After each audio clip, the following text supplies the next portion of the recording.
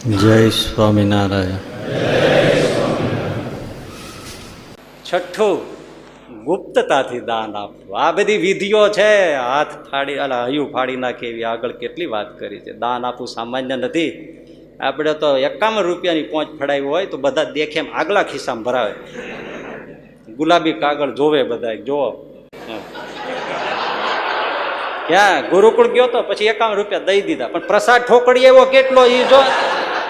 3 કલાક બેઠો પંખા હેઠે, 3 ગ્લાસ પાણી પી ગયો, કોકના ચંપલ ઉઠાવતો આવ્યો અને વળી કે 51 રૂપિયાનું દાન દીધું છે.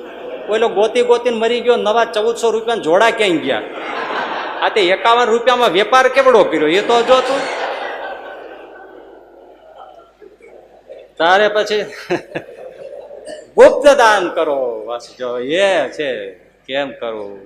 જયારે અખંડ ભારત હતું ને ત્યારે જમશેદજી મહેતા, તાતા નહીં, જમશેદજી મહેતા બહુ ઉદાર દિલના માણસ, કરાચીમાં રહેતા. તો કોઈ દવાખાના માટે કોઈ દાન લેવા આવ્યા. એમણે બધું સમજાવ્યું કે આવી રીતનું છે. અને 10,000 જેવા આપે. 10,000 એટલે મોટો આંકડો એ જમાનો. 10,000 કોઈ આપે એની માં તકતી લગાવવાની છે.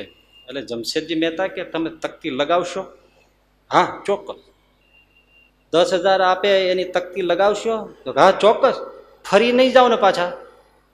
તમારો ભરોસો નહીં? ના, નહીં ફરીએ. વચન આપો છો? અરે વચન બાપા, 10,000 આપે એની તકતી લાગશે. ફરશો નહીં ને? આઘા પાછા નહીં થાવ? ના, નહીં થાય. પ્રોમિસ? પ્રોમિસ. શેઠ ઉભા થયા, કબાટ ખોલ્યો, રૂપિયાનો થોકડો ગણી દીધો, લઈ જાઓ.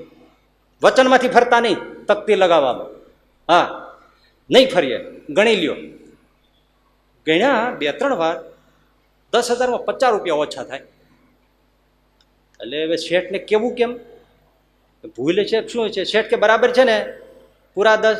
તો કે ના, પૂરા 10 નથી, તમારે ભૂલથી 50 રૂપિયા ઓછા રહી ગયા છે. અમારે માગવા જોઈએ ને. આ તો તમે કીધું ને પૂરા 10 છે ને એટલે 50 ઓછા છે. ભૂલથી નથી આપ્યા, સમજીને આપ્યા છે. નિયમ પ્રમાણે 10,000 આપું તો જ તકતી લાગે. મારા નામની તકતી લગાવતા નહીં, લઈ જાઓ. વિચાર કરો તમે. 50 એટલે સમજીને ઓછા આપ્યા છે. મેં 10,000 પૂરા એટલે નથી આપ્યા. મેં તમને પેલા નિયમમાં બાંધ્યા હતા, 10,000 આપે તો જ તકતી લગાવશું. આ 50 ઓછા એટલે આપ્યા 50 રૂપિયા ને 10,000 પૂરા નથી આપ્યા. મારા નામની કઈ તકતી નાખતા નહીં, લઈ જાઓ. અને આપણે તો પંખાને પાંખડે પાંખડે નામ લે. 3 પેઢીના નામ હોય. પોતે પોતાના બાબલો ને દાદા બાપા એના ત્રણેયના નામ હોય. સ્વિચ ઓન થાય ને 3 પેઢી આમ આમ આમ આમ. એ કોઈ પંખો ઓફ કરે ને ત્યારે ઓલા આશીર્વાદ દે. હાશ, હવે શાંતિ થાય. ચાલો. અને જયારે આવે મંદિરે દર્શન કરવા આવે ત્યાં ક્યાંક તકતી લગાવી હોય 51 રૂપિયા, યાવત ચંદ્ર દીવા કરો મોક્ષાર્થ. એ પોતાના સંબંધીને વંચાવે આંગળીને. અહીંયા આવો, આ દાન આપ્યું છે. આ પંખો જોવો, આપણે આ કલર કામ જોયું, એ આપણું કરાવે. આ જોયું, આપણું કરાવે. એના માટે દાન આપ્યું છે. વાહ વાહ અને કીર્તિ માટે એમ દાન ના કરવું.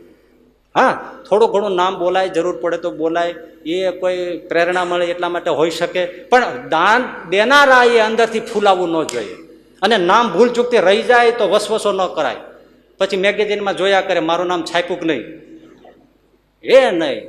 કોઈ સમય સંજોગ તો બોલે કે ભાઈ આટલું ભાઈ આપ્યું છે તો સેજે બોલાય, એ બોલવું જોઈએ. અને હું તો કહું છું, સાફ સાફ તમને કહું છું, કોઈ ધર્મસ્થાનમાં તમે ક્યાંય પણ દાન આપો, ગુપ્તદાન એવું ન માનવું કે પછી પહોંચવા રસીદ પણ ન લેવી, મૂકીને વ્યા જાય. આપણે સામેથી પૂછે ભાઈ તમારું નામ બોલે, રસીદ પાડે તો ના ના બસ અમે આપી દીધો. ભાઈ આ ન કરાય એમ.